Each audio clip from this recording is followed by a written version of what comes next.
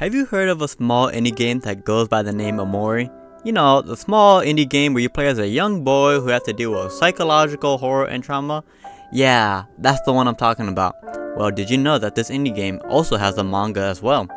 Hello, it's Kiyoshi and welcome. In this video, I want to cover the recently released OMORI manga based off of the indie game of the same name. I've been wanting to cover this manga for a while since it seems like there's a very divided view on this new take on this indie game. Some people praise it and enjoys it as it gives another way for fans to enjoy this game once again in a new and fresh form, while others criticize it for not being faithful to the original game and because of the way the main cast looks. I will be covering the manga and will also be giving my own thoughts and opinions on this divided view. Note that there may be some slight spoilers in this video, so make sure to keep that in mind while watching this video. Now with that all said and done, let's take a further look into the OMORI manga. Before I cover the OMORI manga, I should give a quick explanation on what the OMORI game is. OMORI is an indie game created and developed by OMORI. This game follows a boy named Sunny in which he deals with the loss of his sister Marie. This tragic event not just affects him but his original friend group as well, which consists of Audrey, Basil, Kel, Hiro, Marie, and Sunny himself. Sunny will later on begin to self-isolate, which leads to the creation of Headspace, in which OMORI is created. OMORI himself is created by Sunny in order to cope and deal with the traumatic effects of the loss of his own sister. The game begins in Headspace, an empty white void where you start out as OMORI himself. Soon after, you go to Headspace where you meet Audrey, Kel, and Hiro. This further progresses the game till you eventually wake up and find yourself playing as Sunny in the real world. Shifting between the real world and Headspace is one of the most fundamental parts of the game's story and progression. Now this is just a small and quick rundown of the basics of the game. If you really want to learn more about this game, I recommend just picking up the game yourself and playing it in order to have your own understanding of it. The OMORI manga, as stated before, is based on the OMORI game. It starts off with Sunny waking up from a nightmare. Waking up, he hears a knocking on the door in which he hears that the knocking is coming from his old friend Kel. Kel is able to convince Sunny out of his house in order to hang out after being isolated for 4 years. Later on, the two friends will encounter Basil and Audrey having a conflict with one another. Soon, Audrey and Sunny would have a confrontation, leading to Sunny using his knife against her, and soon after causing his head to transfer into white space, meeting OMORI. Now, with the release of the manga, this means that there are two completely different ways of consuming the same kind of media and product. The game still follows a story, however, it still allows the player to explore each area on their own and still interact with multiple things and NPCs found both in Headspace and the real world. Like many other RPGs and similar games, exploring and trying out new things is such a core and important aspect of adding more flair and personality into the game. There's even an entirely optional world the player can choose to do if they so wish to. Another key aspect of the game are the choices that the player make, which leads to a variety of endings to the game. Well, in the manga, it has a more linear storytelling. You aren't able to explore and see the Headspace or the real world on your own and are instead forced to focus on the main characters. This, in most cases, wouldn't be a flaw, however, due to just how much you can do and interact within the game, it can be a bit of a downside. The manga also being an adaptation of the game may change the story and progression either for the better or for the worse depending on the person. However, my biggest concern with the manga is the ending, quote unquote, they choose to cover within the story. An important part of the OMORI game are the different endings and how each one could be interpreted in a different way. In the manga, it's more likely than not they're going to have just one ending, and this may annoy some fans and it may cause some discussion with some fans talking which ending is really the true ending of the story. Now, during this time of the making, however, this manga only has 3 chapters. However, even with this known, I still believe that the better way of consuming this media is through the original game. A really big complaint I hear from people is the massive art style change between the game and the manga. And if you didn't know already, the game and manga had 2 different artists working on them. The artist for the game had OMORI, and the artist for the manga is Noi Kono Ito.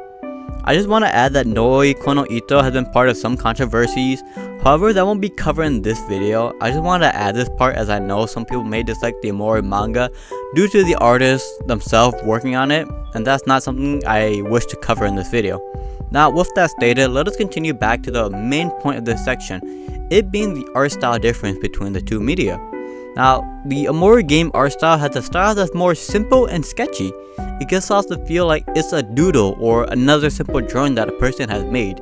Another thing that's just as important in art style is the color of the game. OMORI is seen as a purely black and white, and when put into Headspace, he stands out like a sore thumb. Everyone in Headspace is filled with vibrant colors, while OMORI's color scheme is just plain and blank. In the real world of the game, the colors are much warmer and give a more realistic color and look to the environment and people. The simple art style allows its horror to pop out way more, and I believe it has a much greater impact on the players when they come across these events. These events, I feel, play into the simple art style of the game, having a much greater impact. Now, as stated before, the manga has a different artist working on it, Noi Kono Ito. And I will say, this artist does have skills when it comes to drawing. Now, I don't believe that art to be as bad as some people claim or believe, and the horror in the first chapter is very well done in my opinion. However, even with these stated, the art style of the manga doesn't compare to the art style of the game due to the different feels and vibes it gives off. While the game gives off a more dreamlike state of art style and having it be more sketchy, the manga has a style that doesn't really replicate or give the same sense. Another issue with the art style of the OMORI manga I have is due to the media form being in black and white. OMORI is a bright and colorful game, and a lot of characters are given signature colors in order to stand out. However, in a world of black and white, there aren't many ways of giving signature colors to the cast. Another issue with this is when both Sunny and OMORI are present in the same panels with one another. They're supposed to be similar, yet they still are able to be separated from one another, and you could tell by their respective color palette within the game. However, in the manga, they both share the same black and white, making it really hard for either one of them to stand out from one another. This makes it harder when showing both of them at the same time and signifying who is who. Speaking of Sunny and OMORI, let's move on to the other characters of the game as well. A lot of the characters lose their iconic circular eyes and in place are given more sharp and angular eyes. This gives them a sharper look, which doesn't really fit when compared to the more round and circular look of the game's version. I'll start off the comparison with OMORI and Sunny. In the game, despite OMORI and Sunny looking similar, they can be told apart by their color palette. Sunny has a more realistic and lifelike color palette to them, while OMORI only consists of white and black. The manga destroys the separation between the two because the manga media is done in black and white, which removes any color distraction between the two. Basil feels the most out of the character visually. He visually is the same character, but the looks and feelings he gives off doesn't present themselves in a way that feels familiar. Kel, I believe, is the best when it comes to the manga adaptation, as he seems to be the most faithful to the original game. I believe the art style that Noi Kono Ito plays best for Kel, as it still keeps a lot of his positive features like his friendly attitude. Now, a final thing I want to add about the characters is that a majority of the people reading the manga say that the characters don't look their age, and I completely understand where they're coming from. In the manga, the characters are given features that make them feel that they are drawn or seen younger than they actually are. Now, here's the last thing that I really want to discuss in today's video. Was a manga for OMORI really needed? I believe in this case, no. I don't believe another media was needed for this game. I feel that one of the reasons why OMORI is such a special thing is because you get to explore the world with OMORI and Sunny. When OMORI explores Headspace, you are also exploring with him. And the same applies when Sunny comes out of his house after being a shut-in for 4 years. You get to explore the real world with him for the first time as well. Another aspect that the manga isn't really able to capture is the consequences of your actions. In Headspace, you're able to attack and slice opponents with your knives, but in the real world, the player is faced with the realization that combat in the real world doesn't line up with the combat in Headspace. You cut and hurt a person and not simply damage them. This is the reason why games similar to OMORI such as One Shot or Undertale don't need another form of media, they are so driven by the player that simply removing the aspect destroys the whole foundation of the game that is being told. I believe the only way OMORI could have worked as a manga is if they do choose to do short stories or comics in order to give a little more personality to the characters. Perhaps cover a special story about Christmas, Halloween, or even how the friend group formed in the first place. I would have honestly loved to read something like that.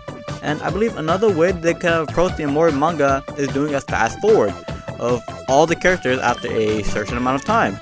I think it would be nice to see how the characters grow up and change after the events of the game. This way fans are given more about the characters they love and it builds off existing lore already. Now, these are just my personal thoughts about the OMORI manga, but if you're still curious about it, then I recommend just checking out and playing the OMORI game yourself. And if you still are really interested, check out the manga for yourself as well.